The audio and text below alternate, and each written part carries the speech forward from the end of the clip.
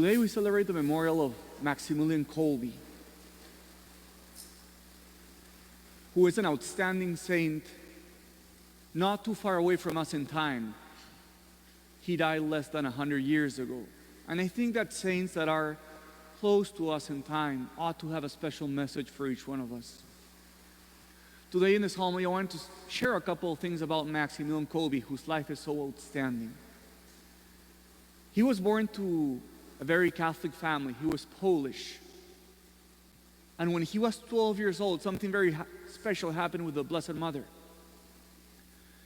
Maximilian Kolbe did some sort of mischief at home, and his mom was very frustrated with him, so his mom told him, "What's going to be of you? Like, with this behavior, where is your life going?" So Maximilian was very disheartened by these words. And he went to the Blessed Mother, and he prayed to the Blessed Mother, and he said, "Blessed Mother, what does the future hold for me?" And the Blessed Mother offered him 2 crowns, a white crown and a red crown. And the Blessed Mother told Maximilian Kolbe, "Choose one of these crowns." And Maximilian Kolbe said, "I take the 2 of them." So he took the 2 crowns from the Blessed Mother when he was only 12. A little later in life, he joined the Franciscans. He was a conventual Franciscan. And something that sometimes we ignore about Maximilian Kolbe is that he was an exceptionally smart person. He got a doctorate in philosophy and a doctorate in theology. Once he was ordained a priest, or even before, Maximilian Kolbe founded something called the Army of the Immaculate. He gathered a large group of initially Franciscans and then a larger group of people who felt soldiers of the Blessed Mother and wanted to promote holiness in the world. And then Maximilian Kolbe started a printing press. He is the patron saint of journalists because Maximilian Kolbe created a whole printing press in his friary where he published this magazine of the Immaculate Mary. I don't know if you knew this, guys, but Maximilian Kolbe, he had one of the largest convents in the whole world. And he had an amazing printing press where many of his friars worked with him, and they got to print over 1 million copies of the magazine of the Blessed Mother every month. Many more things could be said about Maximilian. I'm very excited because he's such an amazing saint. But let's look at the end of his life. As you may know this, in 1939, the Nazis invaded Poland. And the Nazis weren't happy with Maximilian because from his convent, he kept printing the magazine, and the Nazis were anti-Catholic or anti-religious. But also, in his convent, he sheltered and gave protection to over 2,000 Jews. So when the time came, the Nazis entered the convent, and they sent Maximilian and 3 other friars to a prison and later to Auschwitz.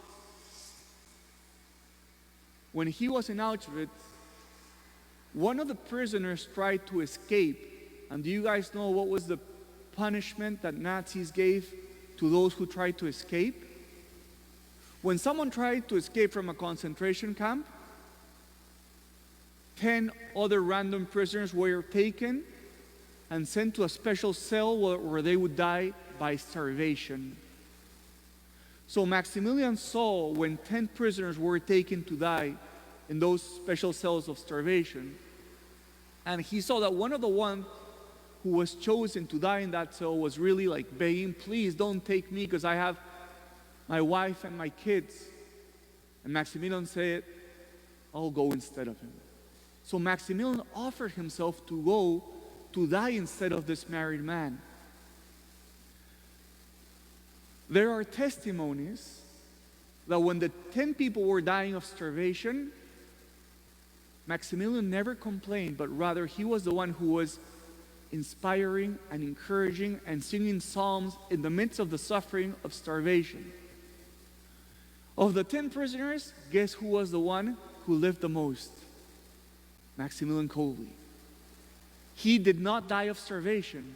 They had to put an injection of some sort of poison to be able to kill him. So this is my reflection on St. Maximilian Kolbe. In the midst of the greatest evil, in the midst of the greatest cruelty, he was a man who shone with love and nobility. In the midst of the cruelty of the Nazis, he was noble enough to offer himself a self-sacrifice. In the middle of the difficulties of starvation, he was encouraging other people. He was a light so powerful that no darkness could contain that light. So let me ask you this question. It's easy to be light when other people are good around you. Is your light strong enough that in the midst of darkness you could also shine?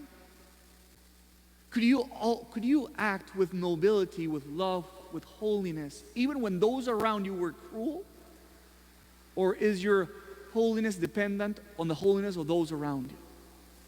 So like St. Maximilian Kolbe, let's be inspired today that no matter how hard the circumstances are around us, we could still be light in the darkness, and we could still be noble and self-sacrificing, no matter the cruelty that we can witness in those around us.